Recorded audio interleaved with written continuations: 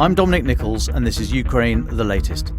Today we bring you the latest news from the front lines and mark the 10th anniversary of the Maidan protests with leading participant Aliona Hlivco. Bravery takes you through the most unimaginable hardships to finally reward you with victory. If we give President Zelensky the tools, the Ukrainians will finish the job. Slava Ukraini!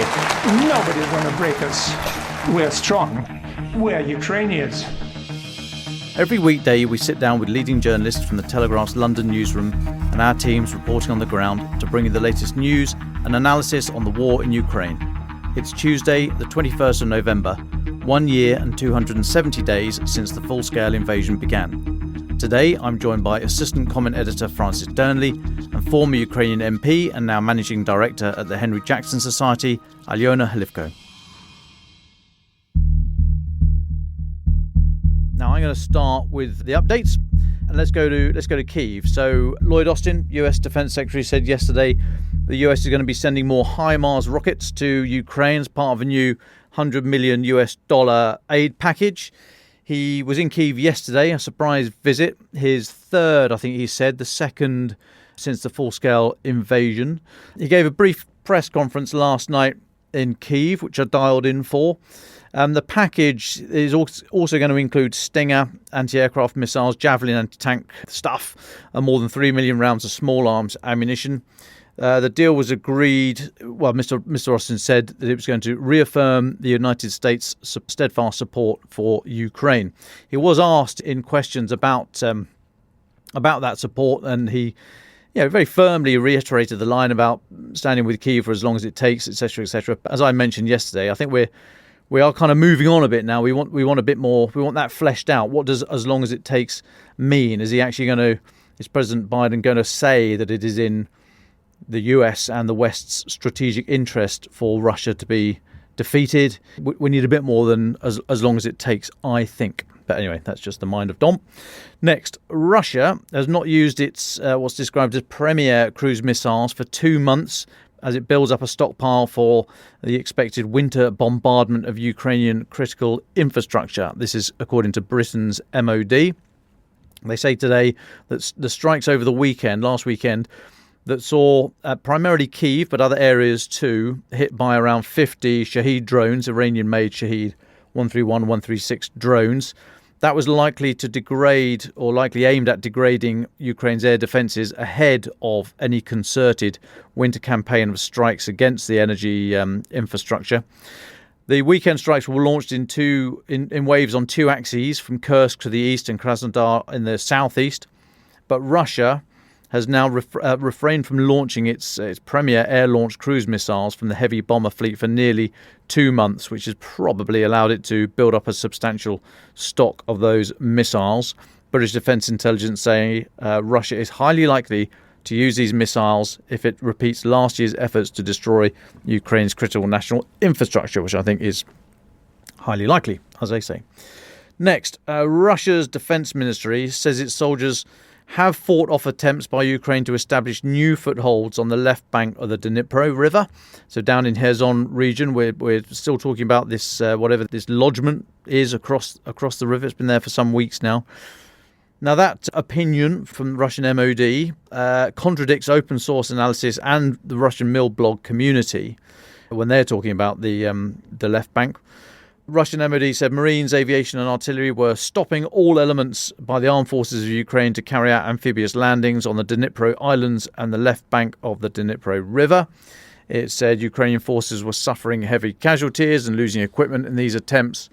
And they also published a video which they said showed Marines defeating Ukrainian soldiers. We can see a number of troops firing a variety of weapons, but it's unclear. The footage doesn't say where, when. There's nothing to indicate who's firing, who's being shot at, when it was taken, anything like that, or the outcome of any of that. So I think we'll take that with a pinch of salt, partly because those claims are contradicted by the Institute for the Study of War and the Russian Mill blog community. ISW says that Ukrainian forces have continued their operations on the left bank. They also cited some Russian bloggers who said that Ukraine has advanced in the area. ISW also say geolocated footage from yesterday, or published yesterday, I should say, shows Russian forces were using a TOS-1 Alpha thermobaric artillery system, the artillery system that thermobaric, so uses oxygen, creates a huge overpressure. It's a much larger blast than you get from conventional artillery. ISW is saying that they've geolocated footage saying this TOS-1 Alpha was used on Ukrainian forces near Krinky, which is across the river, about 4 k's inland from the river, although it's a lot of rivulets there and little bits and pieces, but 4 k's ish from the main river itself, and about a dozen or so, 15 k's maybe, east of Kherson city. Now, Russian mill bloggers said Ukrainian forces had attacked the Ukrainians near Poima. This is across the river. Chernivtsi, again, there's about a dozen kilometres east of Kherson and 3 or 4 k's inland. But interesting, those areas are about 15 k's west of Krinky, where we think the biggest concentration of Ukrainian forces is, and does suggest that there's a sort of linear lodgement, if you like, of Ukrainian forces. Again, quite how much ground is there to be held, because it is very boggy and marshy and lots of little islands and rivulets and what have you. But even so, as I said yesterday, that makes it difficult to advance and difficult to tell who's holding which bit of ground, but also makes it exceedingly difficult to retreat if you come under any sustained pressure, and it looks as if Ukraine is currently not under significant pressure there. Now then, moving on, Francis, big day today. We'll look forward to coming to our guest Aliona shortly, but Francis, if you could just tee us up, please. What are we interested in today? Yes, well, thanks, Dom. As you say, a historic day for Ukraine and indeed for Europe. It marks the 10-year anniversary of the Maidan protests, the momentous events which were the critical precursor to the revolution of dignity that culminated in the ousting of President Viktor Yanukovych. It is a foundational event for those in Ukraine who sought to shake off Moscow's malign influence, and one I need not dwell on in this segment because I'm looking at someone who was not only there, but who was an active participant in it. But I'll talk about how it's being marked, first of all. President Zelensky has released a 10-minute video calling the protests Ukraine's first counter-offensive. 10 years ago, he said, we began a new chapter in our struggle. 10 years ago, Ukrainians launched their first counter-offensive against lawlessness and an attempt to rob us of our European future, against unfreedom. Year after year, step by step, we make every effort to ensure that among the other stars on the EU flag, which represents the unity of European nations, our star shines as well, the Ukrainian star. Only the strong could be united, united so that they become free, free so that they have dignity, for the sake of new times. Happy Dignity and Freedom Day to the strong people of the strong country. Glory to Ukraine. Now, many senior European figures are in Kyiv to mark the occasion. Maia Sandu, President of Moldova, of course, another country seeking a future within the European Union, will be there discussing the subject in Kyiv today and join Zelensky and his wife at the memorial to those Maidan protesters who were shot by the police. I honoured all those who stood for freedom and who made the ultimate sacrifice, she said. European Council President Charles Michel is also there to take part in talks about EU accession, posting on X that it is a good time to be back in Kyiv among friends. Now, Dom, you mentioned Lloyd Austin there, and that is, of course, probably the most significant attendee present. But Germany's Defence Minister Boris Pistorius, too, has also made a surprise visit, saying, I'm here, firstly, to pledge further support, but also to express our solidarity and deep bond, and also our admiration for the courageous, brave and costly fight that is being waged here. For the past fortnight, we've reflected on the significance of the European Commission recommending that Ukraine's accession talks formally begin, symbolic of that shift that has taken place in attitudes towards Kyiv within the West as a result of the deep sacrifices the country has made in resisting the invasion and fighting for a new future. Indeed, in that video I mentioned, Zelensky said Ukraine's once, quote, romantic dream of joining the EU is now a reality.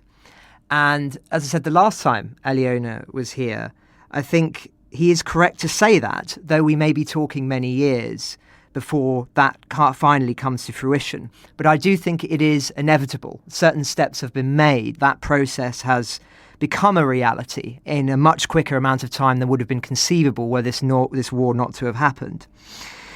It is for that reason, of course, that Russia continues to publicly pursue its maximalist aims for the conflict, namely the eradication of what it sees as Kyiv's neo-Nazi government. Too many forget this, but one need only listen to the rhetoric continuing to come out of Moscow to see there is little evidence of their being humbled by the defeats of last year. Russia's ambassador at large told reporters in Moscow only today that the current regime is absolutely toxic. We do not see any options for coexistence with it at the moment. He accused Ukraine of war crimes against civilians and said the West would eventually lose interest in the war. We can resist NATO just as much as we need to fulfill the tasks that the president has formulated, he added. It's no wonder then that it is widely believed there were several attempts by the Kremlin to assassinate Zelensky. He's given an interview to the Sun newspaper and Fox News where he says there were at least 5 attempts he believes were orchestrated by Putin. Now, we don't know the exact number, but we firmly believe that it is around that because we've been covering this ourselves for some time. Zelensky said the first one is very interesting when it is the first time, and after that, it's just like COVID. First of all, people don't know what to do with it, and it's looking very scary. And then after that, it's just intelligence sharing. Detail one more group, come to Ukraine to attempt this. It just goes on and on. Now, it's revealing that the reporter's boss, the reporters that reported on this story, Lachlan Murdoch, who in September took over News Corp and its subsidiaries from his father, Rupert Murdoch, was also present for that interview. Now, he now controls many of the world's most influential media networks, and I think him being there is significant amid the president's pleas for journalists to keep a spotlight on Ukraine, and at a time, of course, when Republicans and Democrats are in a row over how much American money should be sent to Kyiv. Zelensky thanked reporters across the globe for garnering support and countering Russian misinformation. All this time, he said, journalists, cameramen, editors, photographers, drivers have been on the front line. As this is a hybrid war, information is also a weapon in Russian hands. My sincere condolences to the families and friends of those very brave men and women who lost their lives trying to show what is happening in Ukraine. And of course, on the podcast, we've detailed many instances of journalists who've lost their lives reporting on this war. Now, lastly, just turning to naval matters, Russia and India are holding joint naval exercises in the Bay of Bengal today, Russia's defence ministry has said, the purpose being to comprehensively develop and strengthen naval cooperation between Russia and India. The exercises will last until Wednesday and involve ships from Russia's Pacific Fleet. Russia is, of course, trying to boost its presence in the region in response to the so-called tilt to the Pacific we've discussed many times, and last week held drills with Myanmar. This will, suffice to say, cause concern. India is a country many hoped would align itself with the West when push came to shove, but it did not sanction Russia over the war and indeed has been eager to maintain ties. And finally, just on the naval theme, the Nord Stream saga rumbles on. Russia is seeking political leverage for the destruction of Nord Stream, we learned today, which it claims was carried out by Ukraine, speculation of which we've discussed at length only recently.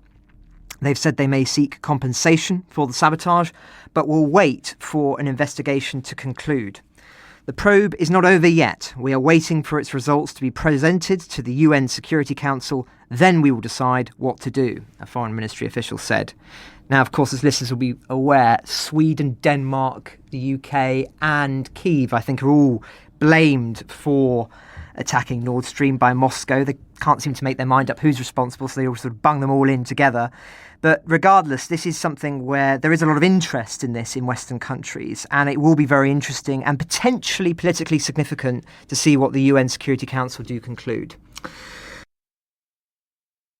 Thank you. Thanks, Francis. Now, it's a great pleasure to invite back to the pod Aliona, former and indeed the youngest ever Ukrainian MP, now managing director at the Henry Jackson Society, as I said earlier.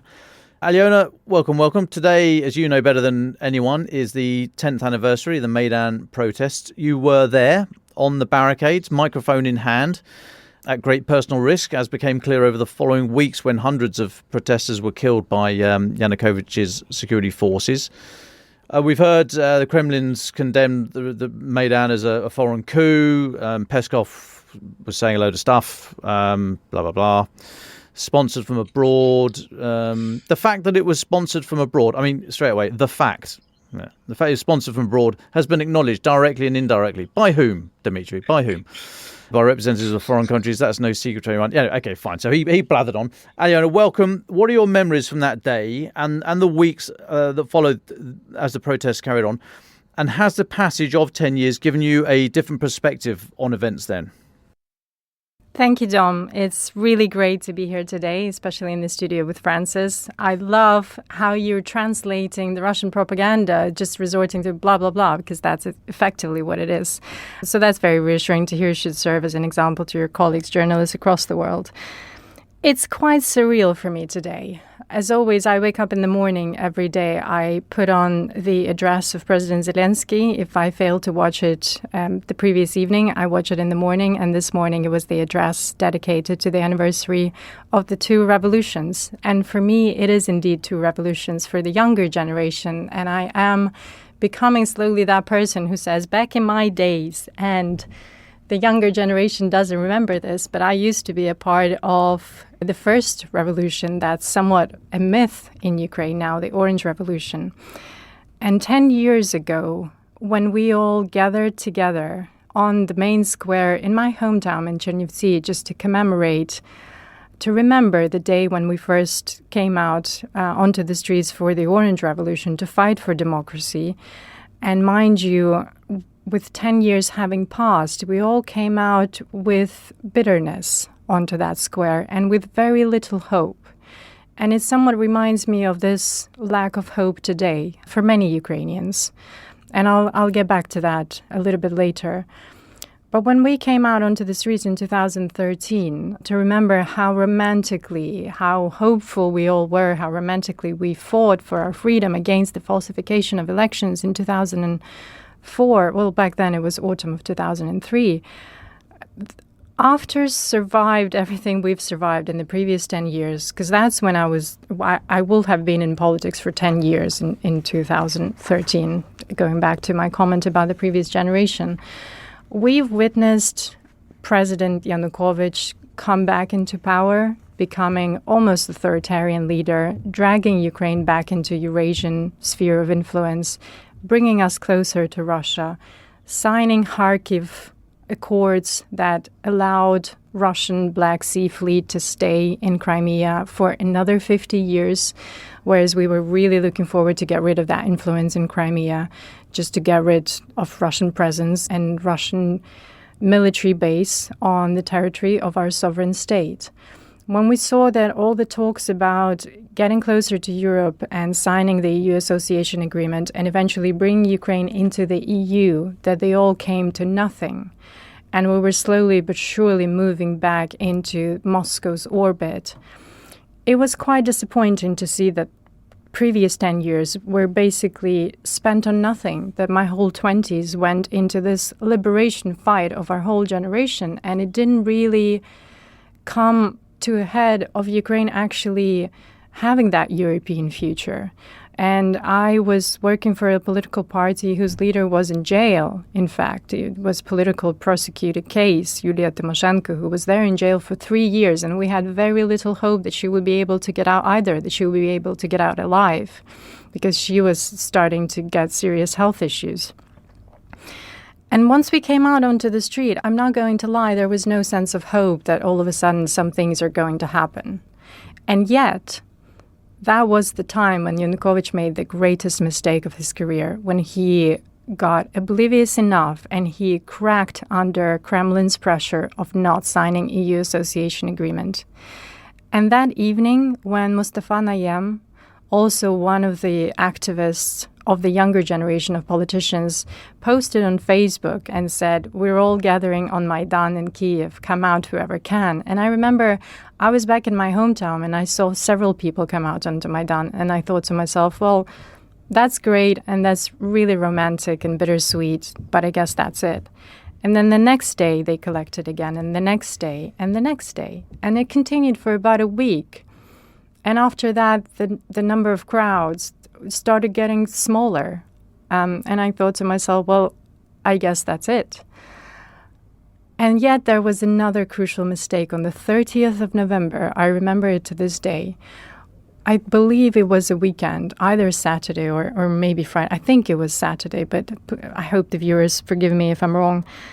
The students came out because it was the weekend. And that's when police finally decided to go and to get rid of them. And the brutality was involved, and there was bloodshed, the very first bloodshed on Maidan. And the next day, we have seen tens of thousands of Ukrainians come onto the Independence Square of Kyiv, because we would not stand for that. And I think that's when, in the darkest hour, when you almost give up, and when you think that all the hope is gone, and the next day something happens, the miracle happens. And I think I've witnessed that miracle so many times on Maidan. And we had many more these kind of emotional roller coasters on Maidan throughout the next 3 months at the very least, when we've all mobilized. We were in Kyiv. We brought about hundreds of thousands protesters that were rotating, because you have to remember, people had jobs. Students had to still go to university.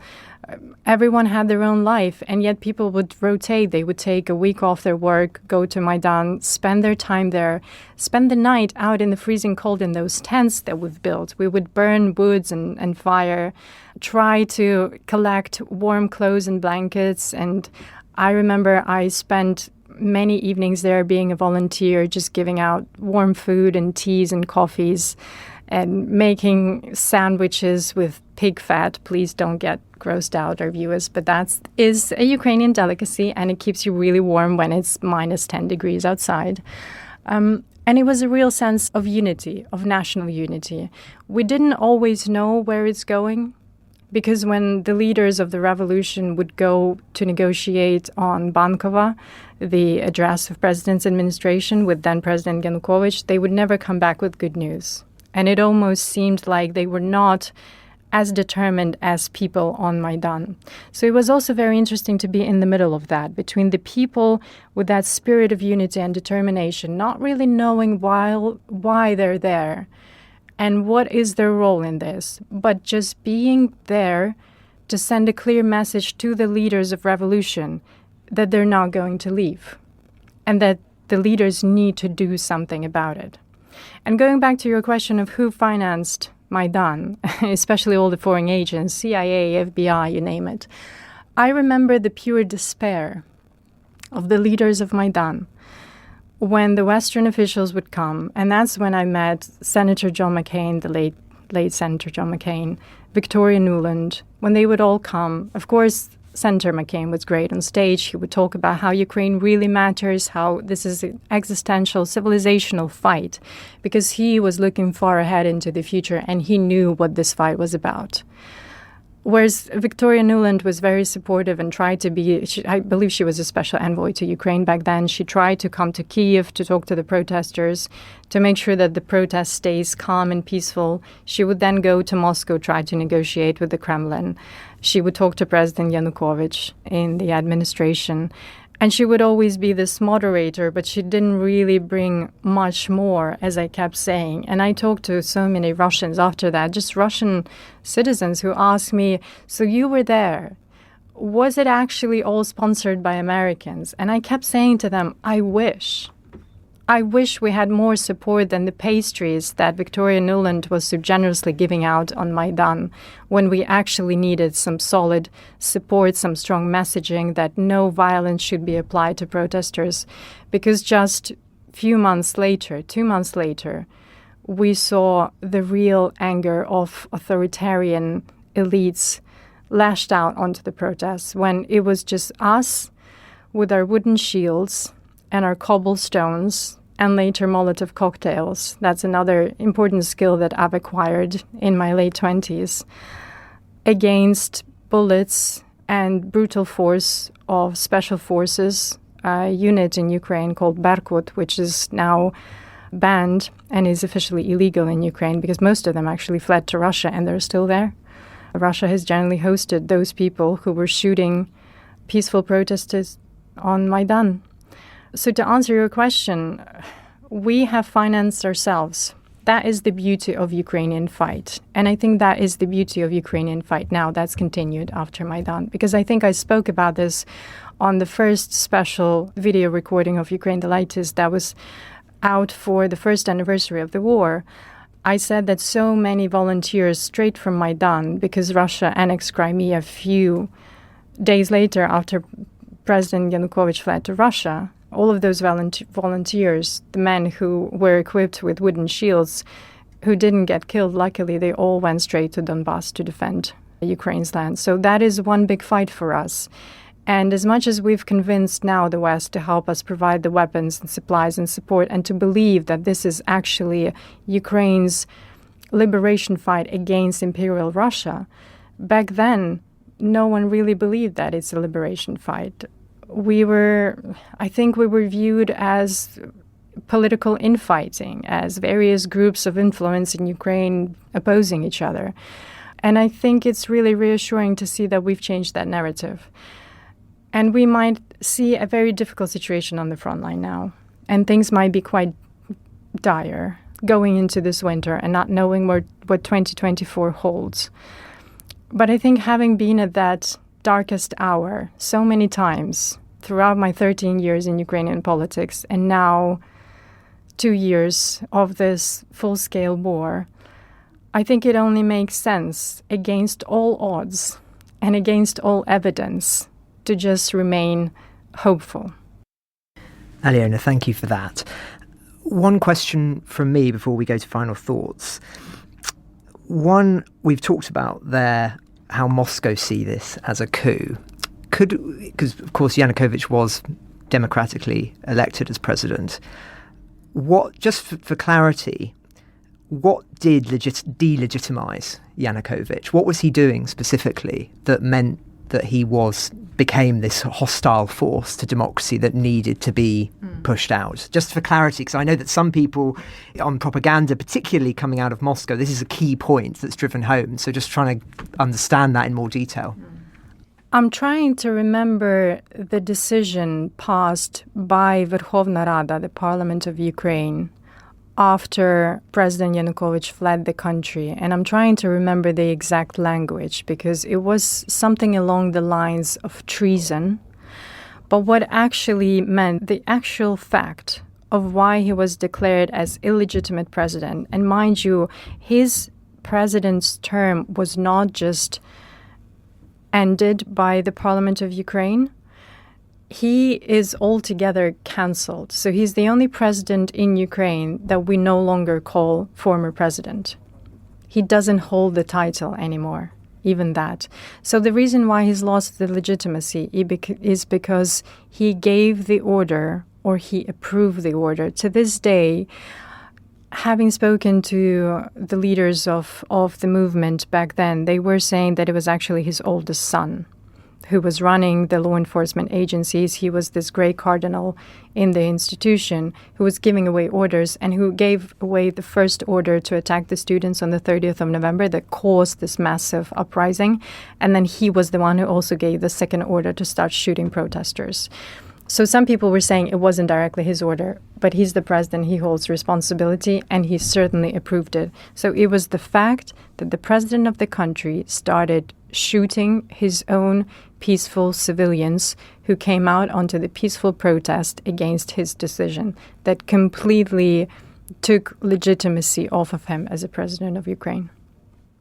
Aliona, thanks so much, but we need to move on to final thoughts. And I would just say, just very quickly, that as Francis said earlier on, we know German Defence Minister Boris Pistorius is in Kyiv. We're going to be meeting President Zelensky, and we believe Rustem Umerov, the Defence Minister, as well. Germany, as I've said before, is the world's second largest provider of military aid to Ukraine after the US, so they will undoubtedly be saying, President Zelensky will undoubtedly be saying thanks for that. But it will then pause, I'm sure, and ask for Taurus, the German cruise missile. And I think the reasons against Germany supplying Taurus, that it might be escalatory or in some way set a precedent, I think are now overtaken by events. So it'd be really interesting to see what happens in the next 24 hours and keep an eye on statements from Boris Pistorius in Kyiv. But Francis, over to you for final thoughts, please. Well, thanks, Dom. It's very easy for us, I think, to lose sight, with everything else going on, of the ongoing work to bring the perpetrators of war crimes to justice. But I wanted to end today with the news that the US has sanctioned 2 Russian officers who killed civilians in Bucha and Andrivka, 2 places, of course, well known to listeners who've been with us since the beginning of this war. So Colonel Umabekov, who is known, of course, as the Butcher of Bucha, was the commanding officer of a Russian brigade that occupied those 2 settlements north of Kyiv in early 2022. He is believed to have ordered the killing, beating, dismemberment, burning, and also mock executions of many civilians in Bucha. That's the view of the US State Department, at least, and as we reported at the time, was tellingly awarded Russia's highest honour by Putin. The other individual is Corporal Frolkin, a member of the same brigade, and he confessed to journalists in August last year that he killed a civilian in Drovdivka in March last year. He was also revealingly given a suspended 5.5-year sentence by a Russian military court for spreading false information about the army in March this year. These sanctions bar both men and their immediate families from entering the US. Rather modest as punishments go, but it is really designed, I think, to show that these crimes are not being forgotten and to serve as a deterrent for others and to maintain awareness. Just to reiterate, any peace deal with Russia, where Putin remains in charge, will almost certainly require that these individuals are essentially relieved of the responsibility for their actions.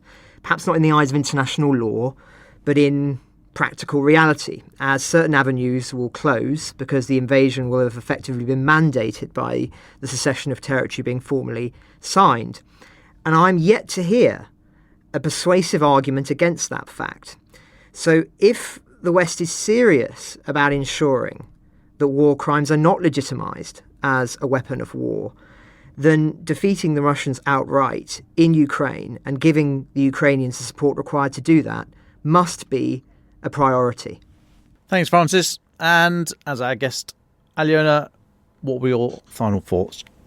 Thank you, Dom. I think following on what Francis was saying about war crimes, I've also been doing some investigation for the research paper on Russian influence in Ukraine for the Baltic Defense College. And shout out to Baltic Defense College, who has generously given me an extension for a week to finish my paper. I've been doing some research into the State Bureau investigation cases, and there's a whole department on their website dedicated to killings on Maidan. And it's great to see that they're actually making good progress. It's very difficult to find A, who gave the orders, B, who passed them on down the civil service chain, and who's actually pulled the trigger.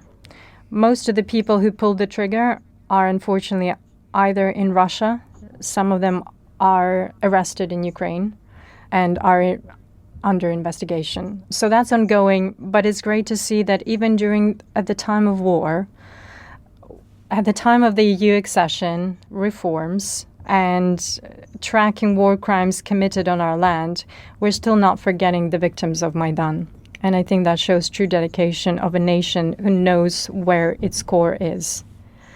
When it comes to final words about the war, I came into the studio today and I talked to you, Dom, and Francis, that, speaking to some soldiers on the front line, one of whom is my brother, who's going back to the front line near Avdiivka soon, and talking about the Western fatigue of the war, I would say that I had several conversations that signify exhaustion on Ukraine's side, especially from the soldiers. They do very often resort to banter, trying to be uplifted about it, have a sense of humor, but there's always an underlying deep sadness and tragedy behind that. And despite that, as I've mentioned before, for Ukrainians, the darkest times always end in dawn. And I still, even though I might not feel that emotionally right now, I'm trying to tap into that feeling and knowledge that I always have based on my previous 13 years and 2 revolutions in Ukraine. That even when I lost hope before, things would dramatically turn around and change just out of nowhere. So that is my message today to perhaps fellow Ukrainians who are listening to the podcast, and I know they are. Let's stay strong. And even if we do lose hope emotionally, the help will inevitably come.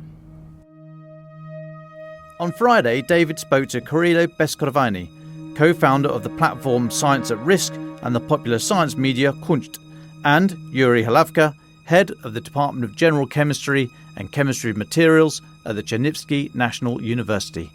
We wanted to understand the impact of the full-scale invasion on Ukrainian scientists, their research and scientific infrastructure. Here's their conversation. Kyrylo and Yuriy, thank you so much for joining me today. Can I just ask you both to introduce yourselves, tell us a little bit about your lives, your work and your research. Kyrylo, would you like to start? Yeah, sure. My name is Kyrylo Beskorovainyi. I am co-founder of Ukrainian popular science media called Kunst. I am a science journalist, and I'm co-founder of the initiative Science at Risk. Yuriy? And I'm Yuriy Khalavka. I'm doctor of chemistry and also professor of chemistry at the Chernivtsi National University. It's in the western Ukraine, so I'm also doing a lot of science popularization and some projects also together with Kunst as well.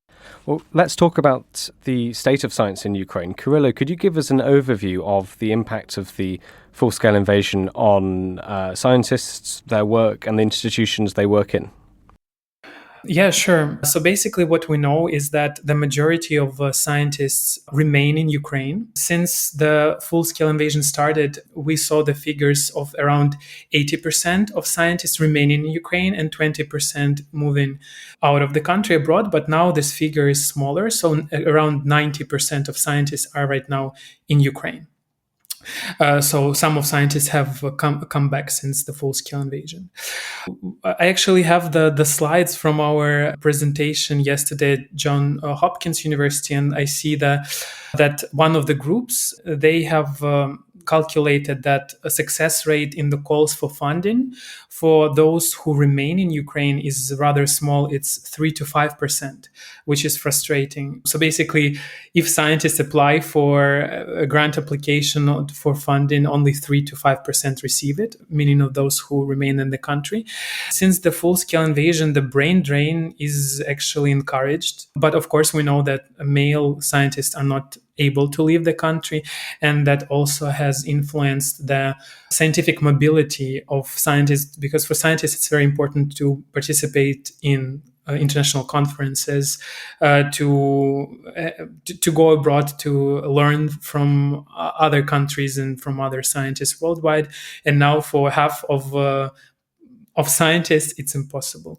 I think you will also be interested in one more figure, just for the scope, just to understand how the numbers of scientists have changed since the Ukrainian independence. So basically, in 1991, there were 295,000 scientists in Ukraine, and now this figure has decreased to 6 times. So the figure for 2022 were that there are 52.4 thousand scientists in Ukraine. So that's, I don't know how much detail do you want on each of those? Maybe Yuriy will pick up on infrastructure and on ecosystem.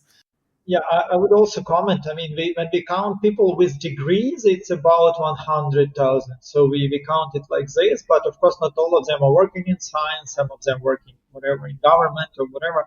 So within that, I mean, we would between 600, let's say, for 50,000, and 100,000 of scientists are in Ukraine.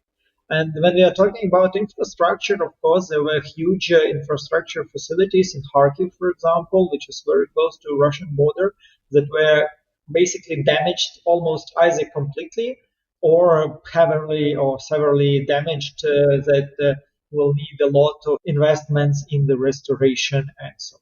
And this is not taking into account some minor things like whatever windows broken in the major building of Kharkiv National University, where most of their labs are. So basically they cannot just function as usual because they have lost about whatever 400 or 500 windows at once after one rocket landed at the main Kharkiv square.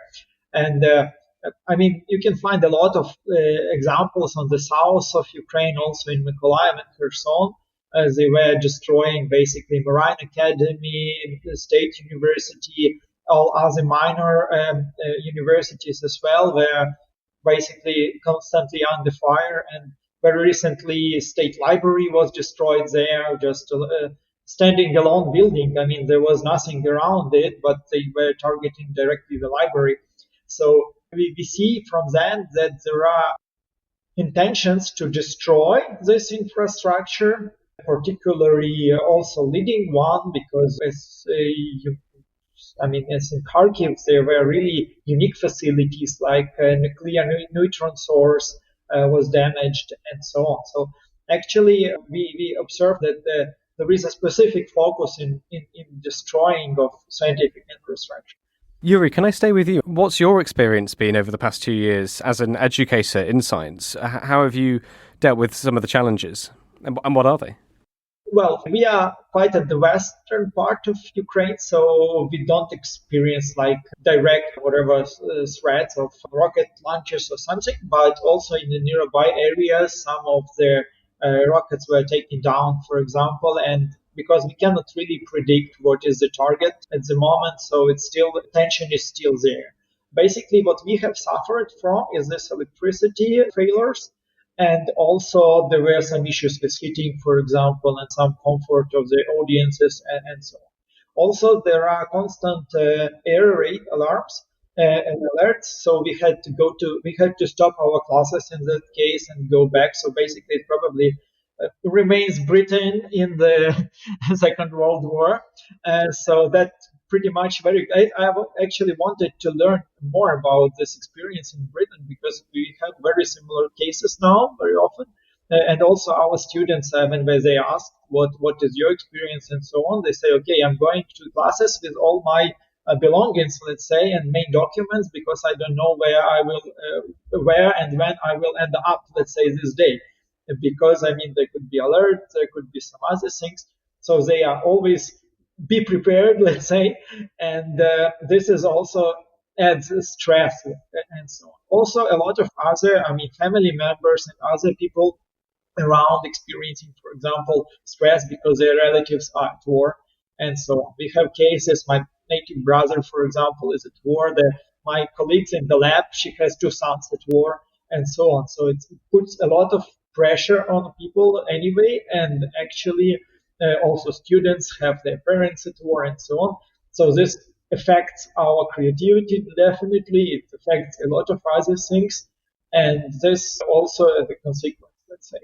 Personally, we don't experience big kind of breaks in our research. We're still doing chemistry experiments. We're still collaborating with other people. But so far, it's not very still well managed, and it's still difficult to plan.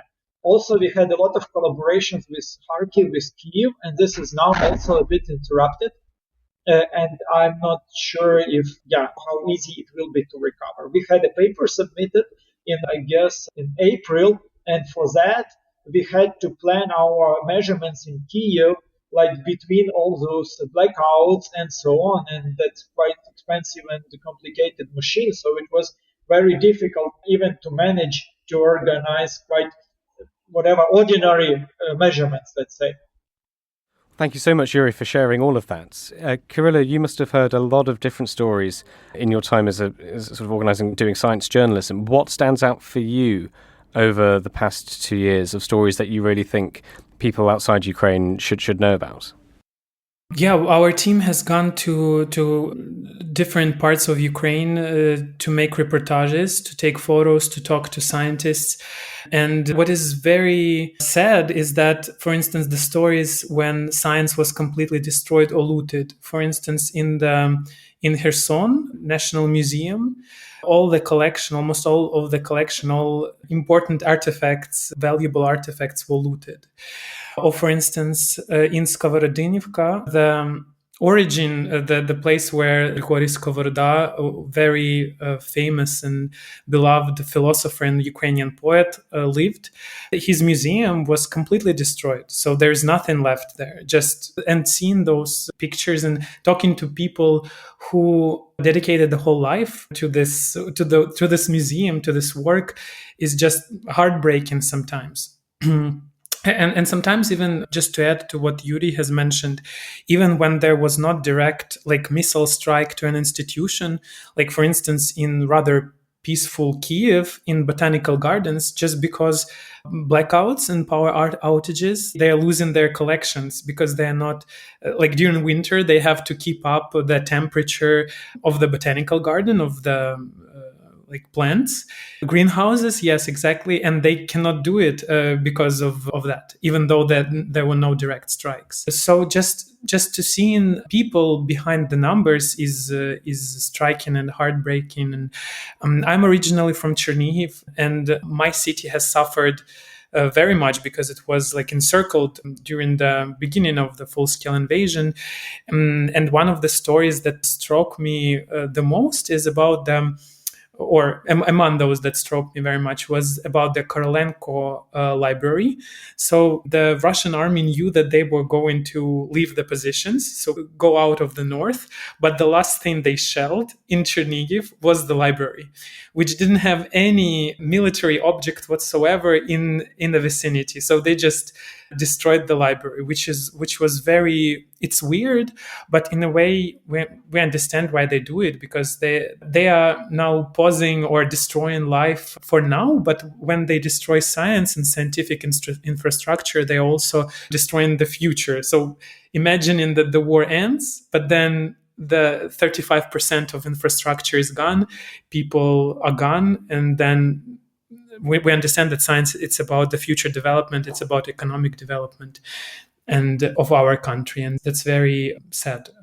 So yeah, just to sum up, answering your question, the stories, we are trying to put the human face to all those numbers that are striking, and just talking to people, talking to scientists.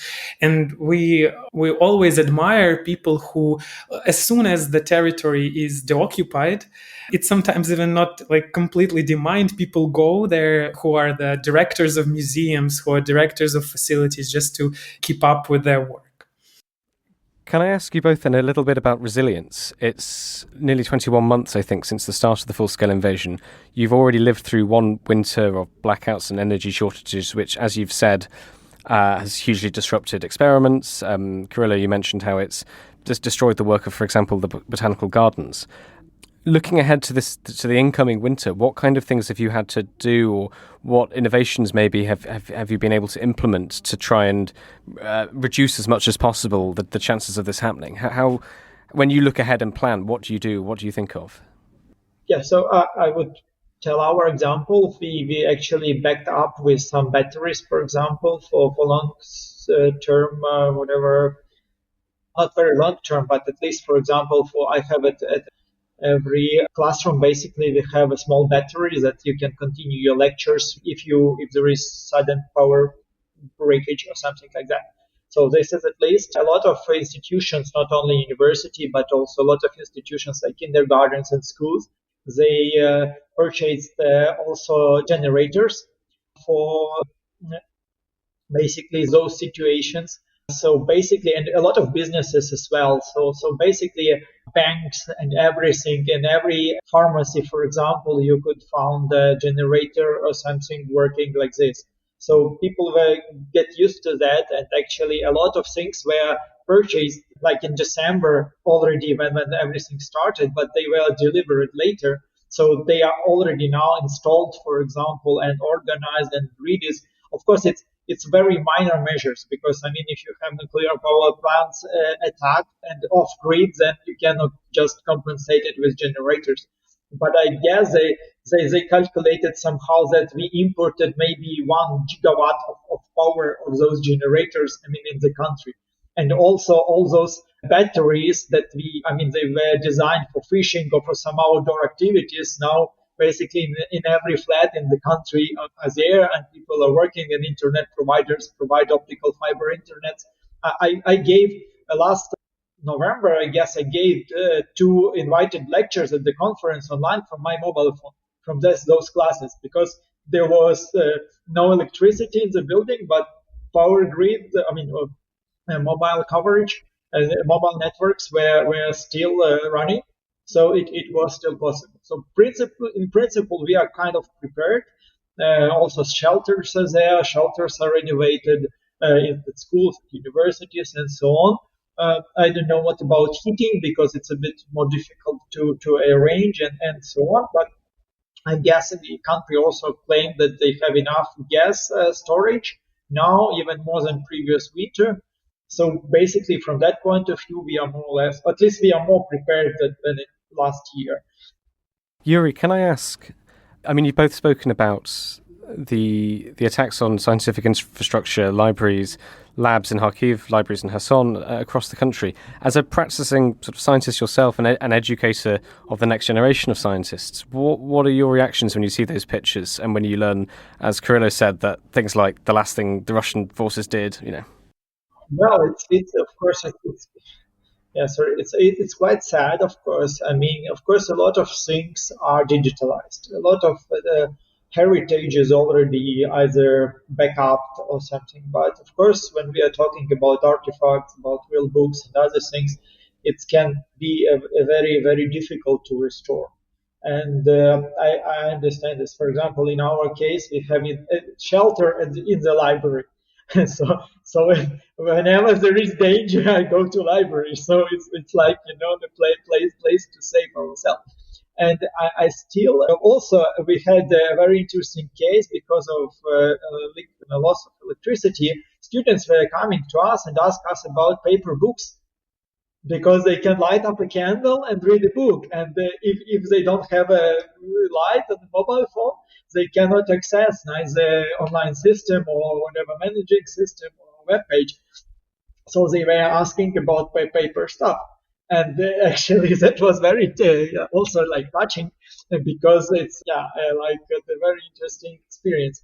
So from that point of view, it's really difficult. I mean, to understand that a lot of things will not be rebuilt as it was possible. In building, you can still reconstruct, but a lot of things are inside are damaged and so on. We also experience. That's another story. We also experience big losses in, for example, natural heritage, like whatever preservation areas, some other things. A lot of them were in the south of like this part between Dnieper River and Crimea. It was full of different protection areas, basically, and also Crimea was basically all the kind of resort and also those things. So they are also heavily damaged due to the war. And it has probably also worldwide impact as well, because some species are living there, which are very rare, and there is no one taking care of that, or even purposely damaging them. Like a lot of we had also studies, our colleagues studying like dolphins in the Black Sea and some other things that are dying actually because of war activities, and it's another problem. So it's not only about humans and kind of physical artifacts; it's also about nature and other things. That, for example, a lot of zoologists and also people who study plants like that, they cannot go there to study all those things and so on. So we cannot. A lot of people lost their objects of investigation or objects of studies within that war. So it's also another story. And so I guess it's still difficult. We expect that a lot of things will be rebuilt. Also, like in Kyiv and other places, they already started to renovate those buildings that were damaged. But of course, what was inside not always can be easily recovered. Kyrylo, do you want to add anything to that? And can I ask, when you were a student, did you go for paper books or were you more digital? You're looking quite fresh-faced, so I imagine it was mainly online. Yeah, I like paper books, so I think that's a great way to spend the blackout reading a book, because the candles are more available than the light and electricity. What I wanted to add to that is that basically, if I may tell a little bit of our work. So the Science at Risk is the initiative that we have initiated actually to understand how to deal with the full-scale invasion and science. Basically, this all has started in March 2022 when we were approached by one international organization just to help gather scientists on Zooms, just like at round tables to collect the needs. And when we collected those needs, we understood that there are so many that we have to do something with it. So we decided to have this baby step approach and try to write a grant and start working on those issues. So basically, that's how Science at Risk initiative was born. And we received this first small grant from a US embassy in Kyiv, and then a bigger grant from Alfred P. Sloan Foundation, and it enabled us to hire 30 Ukrainian scientists who are working in 3 groups on white papers. And now we're almost done with 9 white papers, which will soon be published in Ukrainian and English on the platform scienceatrisk.org. And there, so basically those groups are working on 3 areas: on preserving, communicating, and restoring science at risk in Ukraine. And they have provided the analytics through focus groups, interviews with experts, case studies, etc., for the information that different stakeholders throughout the world can take a look and understand how is science doing during the full-scale invasion. And actually, I'm the curator of the group on communication, and there are interesting cases, for instance, on how citizen science is used during the full-scale invasion. So basically, how Ukrainians can document ecological crimes due to, for instance, EcoBot, that they can just document it and send it, and then a scientist will be able to analyze those issues. And there are so many other things in the research, but also the important thing is that we're compiling 2 databases and they are already available on scienceatrisk.org. One of them is of Ukrainian science experts who know English and who are proficient in their spheres. So basically, if you go to the platform and you type a keyword, I don't know, like chemistry or physics or maybe something more specific, you will be able to find profiles of scientists, and you will be able to read a little bit about their research and directly contact them. So whether you're a journalist or maybe you're a researcher who want some kind of collaboration, you can do that. And we already have over 100 scientists, but we keep adding them, and they go through some expert verification, so to say. And we hope that can help build the bridges between Ukrainian scientists and world scientists. Yuriy, can I ask, what's the value of this project for you? What do you take from it? So for me, I'm one of the also initiators, because I was also running some social media initiatives on Ukrainian scientists worldwide. And for me, it was important to keep this connection of people within the country and those who left the country, either temporary during the invasion or those who actually left earlier and are already established scientists, have their careers there and so on. So from my point of idea, the value was actually to bring them also together again in the response to this invasion. So also to involve external expertise, for example, also to find those experts, to find those 30 people, yes, so to bring them together. Also for me, it's also important personally because I used to study in Germany. I returned back to Ukraine 15 years ago. And so I know what does it mean to change the environment back to the places where you studied at university or at school. And I guess this is still, the understanding of this process and those feelings is still missing. I mean, when people are talking like ministries, when they are talking, okay, we need those people back, let's say, and so on. And to do that, you need to understand those people, yeah, their needs. What do they need to return? What do they need to work again in science? Because a lot of people who left the country, unfortunately, they don't continue their career in science.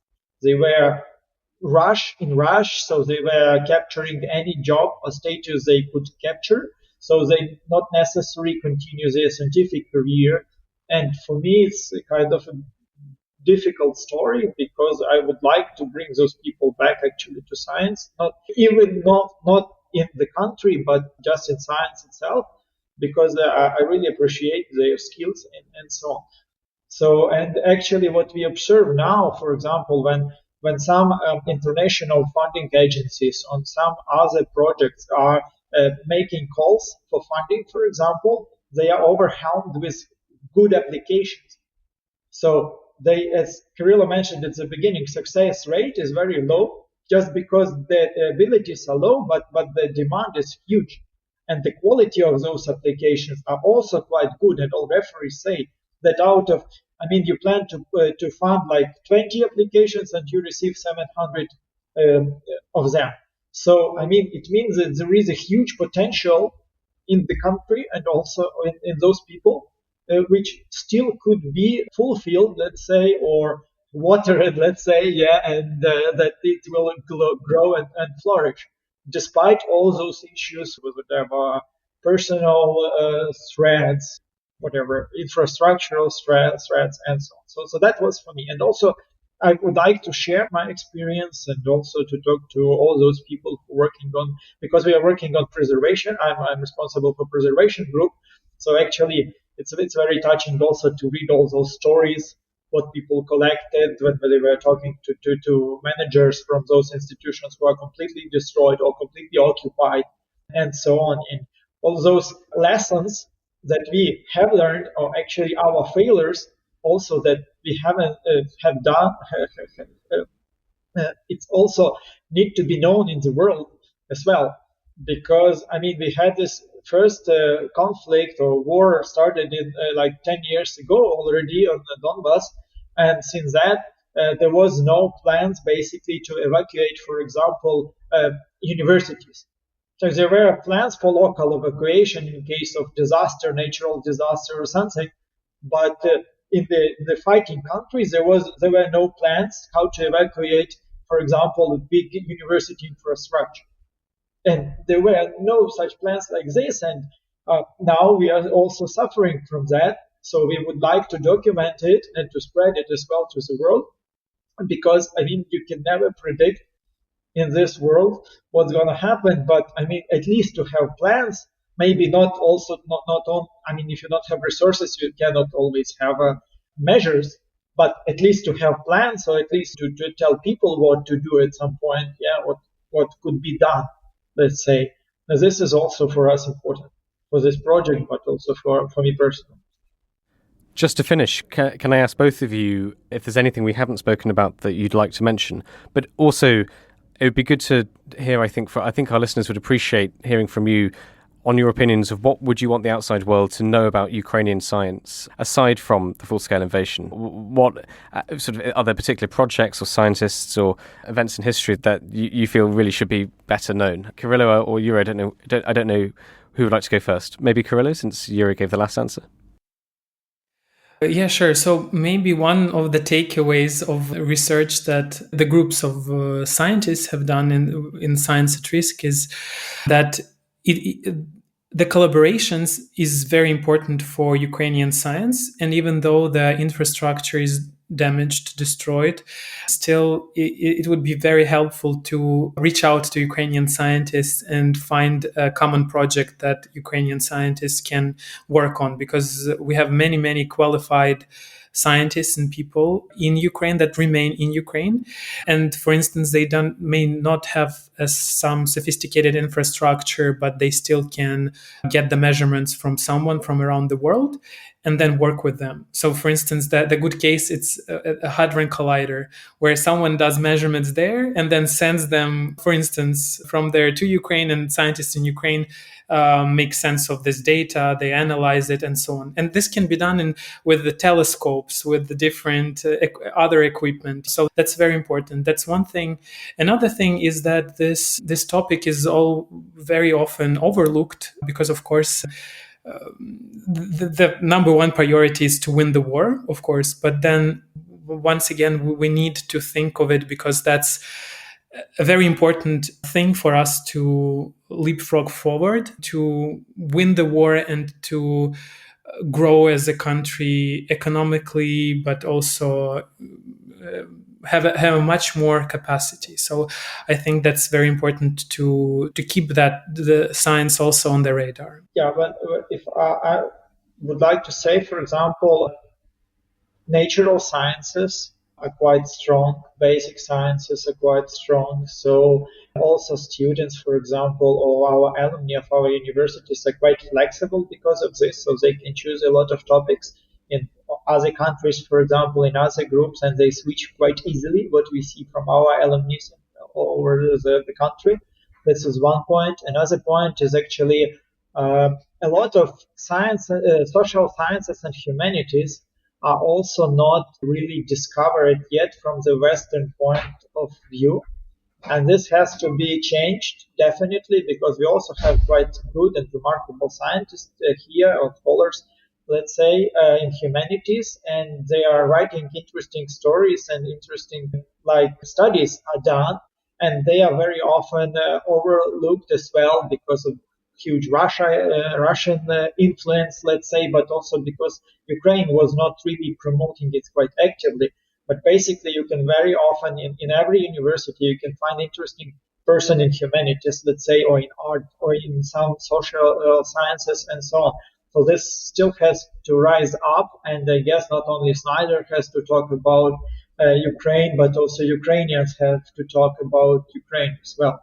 That's another story. And as I say, from a lot of our discussions and whatever, talking to people, we realize that we really need more hope than help, actually, because from that point of view, really, you can plan forward, you can do a lot of things despite all those issues we're suffering, but with a strong understanding of future, for example, or with having some solid ground under your legs, let's say, with the support of international community, with the willingness of international community to accept us, whatever, as a scientist, as a country representatives, or as other kind of roles. This is very important, and I guess still Ukrainian science is still to be rediscovered by the Western and also international community. So I really would like to work more on that, and I guess Kyrylo and others within the project will also work on that. And we also, science at risk, when you understand what does it mean really, you would like to decrease this influence of wars and disasters on science. And for that, you need probably centers or residences or some other places where people can shelter, for example, and work for a while when there is war in their country. And in our dream, we're also thinking about having such center, let's say, in Ukraine for those scientists who are in need, let's say, and who want to spend a bit of time away from the disaster and things like that. So we will also try to find funding also for such things, just because we ourselves suffered from that. We understand what does it mean, and we would like to share our experience, first of all, in a good manner, let's say, and a good perspectives. Yuriy and Kyrylo, thank you so much for your time. Ukraine the Latest is an original podcast from The Telegraph. To stay on top of all our Ukraine news, analysis and dispatches from the ground, subscribe to The Telegraph. You can get your first 3 months for just £1 at www.telegraph.co.uk/Ukraine the Latest. We also have a Ukraine live blog on our website where you can follow updates as they come in throughout the day, including insights from regular contributors to this podcast. We're also doing the same for what is unfolding in the Middle East. You can listen to this conversation live at 1 p.m. London time each weekday on Twitter Spaces. Follow The Telegraph on Twitter so you don't miss it. To our listeners on YouTube, please note that due to issues beyond our control, there is sometimes a delay between broadcast and upload. So if you want to hear Ukraine the Latest as soon as it's released, do refer to podcast apps.